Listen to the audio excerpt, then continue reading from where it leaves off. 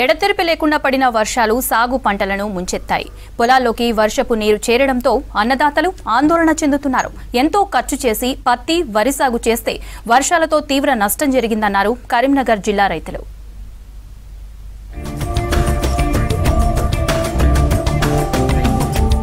వానాకాలం చివరి దశలో పడిన భారీ వర్షాలు కరీంనగర్ జిల్లాలోని వందలాది ఎకరాల్లో పత్తి పంటను కోలుకోలేని దెబ్బతీశాయి. నల్లరేగడి భూముల్లో వేసిన పత్తి పంటకు ఈ వర్షాలు తీవ్ర నష్టం కలిగించాయి. కరీంనగర్ జిల్లా కొత్తపల్లిలో పత్తి చేను వర్షాలతో పూర్తిగా దెబ్బతింది. కాలం ఆరంభంలో ముఖం చాటేసిన వర్షాలు వానాకాలం చివరి దశలో మాత్రం భారీగా కురిశాయి. దీంతో పంటలకు కొంత మేలు కలిగించిన పత్తి లాంటి పంటలకు మాత్రం ఇవి కొంత చేటు చేస్తున్నాయని చెప్పొచ్చు. చూడొచ్చు, మనం ప్రజెంట్ కొత్తపల్లి మండల కేంద్రంలోని ఒక పత్తి చేను దగ్గర. ఈ పత్తి చేను మొత్తం కూడా నల్లరేగడి నేల. ఇదంతా కూడా నల్లరేగడి నేలలో మొత్తం వర్షమంతా నీరుగా నిలిచి పత్తి పంటకు తీవ్ర నష్టం కలిగించింది. చాలా వరకు మొక్కలు మొత్తం రంగు మారిపోయినాయి. 2-3 రోజుల క్రితం కురిసిన వర్షానికి పత్తిలో ఇది పత్తి పంట ప్రత్యేకత ఏంటంటే నీళ్లు, ఇది ఆరుతడి పంట కాబట్టి నీళ్లు రావాలి పోవాలి, అట్లా ఉంటేనే పత్తి చాలా ఏపుగా ఎదుగుతుంది. కానీ ఎప్పుడైతే నీళ్లు నిలుస్తాయో మొత్తం పత్తి పంట అంతా కూడా ఇట్లా చాలా ఖరాబ్ అయ్యే పరిస్థితిలో ఉన్నాయి. ఓవరాల్గా రైతులు ఇట్లాంటి నష్టం జరిగిన ప్రాంతాలను గుర్తించి వాళ్ళని ఆదుకోవాల్సిన అవసరం ఉంది. కరీంనగర్ జిల్లా కొత్తపల్లి, చొప్పదండి, మానకొండూరు, తిమ్మపూర్ ఏరియాల్లోని రైతులు పెద్ద మొత్తంలో పత్తి పంట సాగు చేశారు.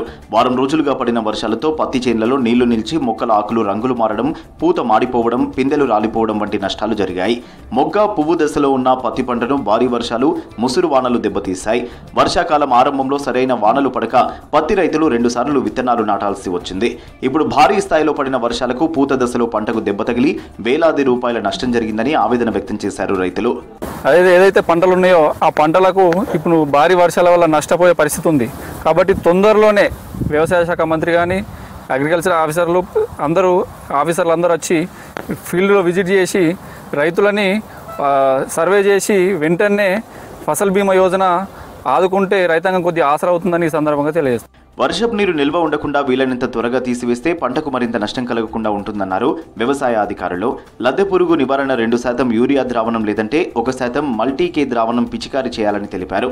పంట సమస్యలపై వ్యవసాయ నిపుణులను రైతులు సంప్రదించాలన్నారు వ్యవసాయ శాస్త్రవేత్త డాక్టర్ వెంకటేశ్వర్లు. ఈ అధిక వర్షాలు పడ్డ సందర్భాల లోపల రైతులు మొదటిగా చేయవలసిన పని, వర్షపాత ఉంటే కనుక ఎట్టి పరిస్థితుల లోపల మందుల పిచికారీ జోలికి పోవద్దు. అదేవిధంగా మనకి మురుగునీరుని మొత్తం బయటికి తీసేసుకొని తీసేసిన తర్వాత యూరియా మరియు పొటాషియంలను చల్లుకోవడం కావచ్చు. ఒకవేళ మొక్క ఒత్తిడిలో ఉంటే కనుక నీటిలో కరిగే ఎరువులు కనుక పిచికారీ చేసుకుంటే ప్రస్తుత పరిస్థితి నుంచి ఈ పంటను రక్షించుకోవచ్చు. కాబట్టి రైతు సోదరులు జాగ్రత్తగా గమనించి పంట లోపల ఈ చర్య తీసుకుని కోరుతున్నారు. పత్తి పంటతో పాటు అధిక వర్షాల వల్ల వరి పంటకు బ్యాక్టీరియా, ఆకు ఎండు తెగులు, కాండం కుళ్ళు తెగులు ఆశించే అవకాశం ఉందన్నారు అగ్రి సైంటిస్టులు. ఇలాంటి సమస్యల నివారణ కోసం సస్యరక్షణ చర్యలు చేపట్టాలంటున్నారు. జగిత్యాల జిల్లా కోరుట్ల, మెట్పల్లి, రాయికల్ ప్రాంతాల్లో ఎక్కువగా పసుపు సాగు చేస్తారు రైతులు. ఈ పంటలకు పసుపు దుంప కుళ్ళు తెగులు ప్రమాదం పొంచి ఉందన్నారు వ్యవసాయ అధికారులు. వరిలో బ్యాక్టీరియా, ఆకు ఎండు తెగులు సోకే అవకాశం ఉన్నందున దీని నివారణకి ప్లాంటామైసిన్ 0.2 గ్రామ్స్ లేదా అగ్రిమైసిన్ 0.4 గ్రామ్స్ లీటర్ నీటికి కలిపి పిచికారీ చేసుకోవాలి. అలాగే వరిలో కాండం కుళ్ళు తెగులు సోకే అవకాశం ఉన్నందున carbendazim plus mancozeb 2.5 grams litre నీటికి కలిపి పిచికారీ చేసుకోవాలి. అలాగే మొక్కజొన్నలో బ్యాక్టీరియా, కాండం కుళ్ళు తెగులు సోకే అవకాశం ఉన్నందున 35% క్లోరిన్తో కూడిన బ్లీచింగ్ పౌడర్ 5 కిలోలు ఎకరానికి వేసుకోవాలి. అలాగే పసుపులో దుంపకుళ్ళు తెగులు సోకే అవకాశం ఉన్నందున మెటలాక్సిల్ ప్లస్ మ్యాంకోజెబ్ పిచికారీ చేసుకోవాలి.